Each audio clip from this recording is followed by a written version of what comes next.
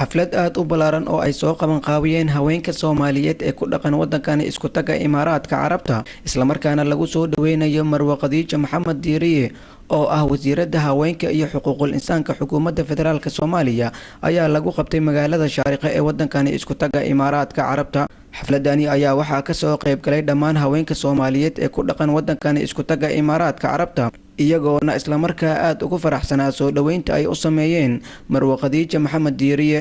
sidoo kale waxaa ka soo qayb galay fanaaniinta qaranka Soomaaliyeed Maama Maryan Mursal Ciise, Abwaan Maki Xaaji Banaadir iyo dhammaan fanaaniinta Imaaraadka Carabta ku dhaqan.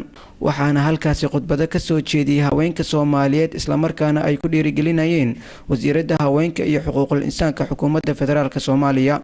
hadaladoodiina waxaa ka mid ahaa: marka ilaahay waxaan uga baryaa xilka la saaray inay ka soo baxdo باذن الله الكريم.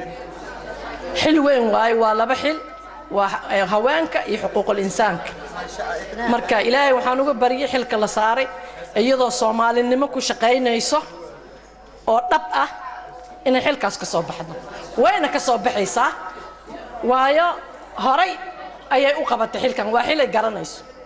يا اهلا وسهلا ومرحبا في دولة الامارات. annaga imaaraadkan ku noolnahay adigana waxaan ku leenahay ku soo dhawow gacmo furan. waa gabar shakhsiyad fiican oo Soomaaliyeed kulligeen waxa jooga Dubai Sharjah haweenka jooga way soo dhaweeyeen welcome to Khadiijo.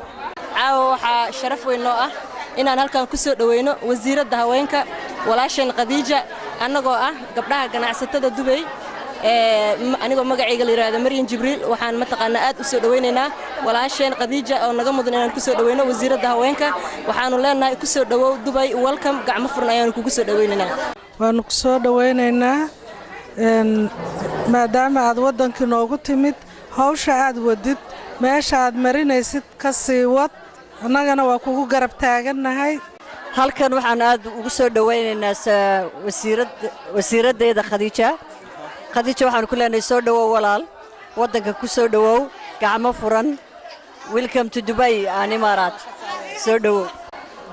anigoo habboon deeqa Jaamac Xasan waxaan soo dhaweynaynaa wasiiraddeeda dumarka oo dhan waxaan jecelnahay inaan soo dhaweyno heerka gaadha hadday madax tahay meel kasta ay Soomaali degan tahayba sida ay ka qurux badan baad nagu ogtiin haddaan reer Dubai nahay. waa ku jecelahay thank you very much. waxa badan baa noo qabatay wax badan dumarka Soomaaliyeed baan nahay garabkaaga la taaganahay. السلام عليكم ورحمة الله وبركاته.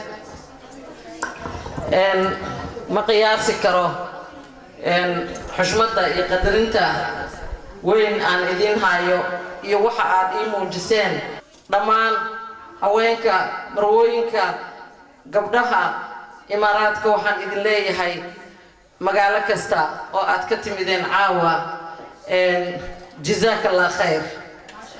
إن شاء الله دلكنا واحد كسرينا أنا جن قارها واحد كسريا وكسر إنك مركل لقى طلع حقوق ذا أذنها هي حقوق ذا وين كي عروسته طبعا واحد السوق ذا كلايو ده الإسلام النهاي دينتنا عاد وكرامة يسوق دورتي حقوق ذا أذنها دستور كدلك ويا لنا وحاكو حسن إن جبت الكيس اللبات إلى أنت حقوق ذا أذنها دين عوالبا إن باقي عالمي حقوق آدمها سوين أي وقع حنتهاي وحن رجينا يا Soomaaliya waxa ka dhaca caalamka intiisa kale way ka dhacaan runtii barnaamij ayaa uga diyaarsan wasaaradda haweenka iyo horumarinta xuquuqda aadanaha waxaana sanadkan hal ku dhagiisu ahaa hirgelinta shuruucda lagu ilaalinayo xuquuqda haweenka iyo guud ahaan aadanaha.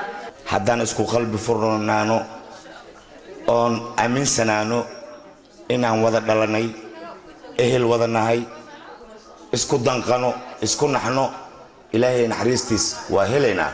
digtoonaada Soomaaliyey dalka axwaashiisa dib inaad u eegtaan mar kale danyarta xaalkooda isku daya Allah deeq baxshee dejiya laabtiina halees dilo dow maahee midyaha ku celsha daabkooda dib u fura dariiqyadii nabadda gogoshii daaweynta.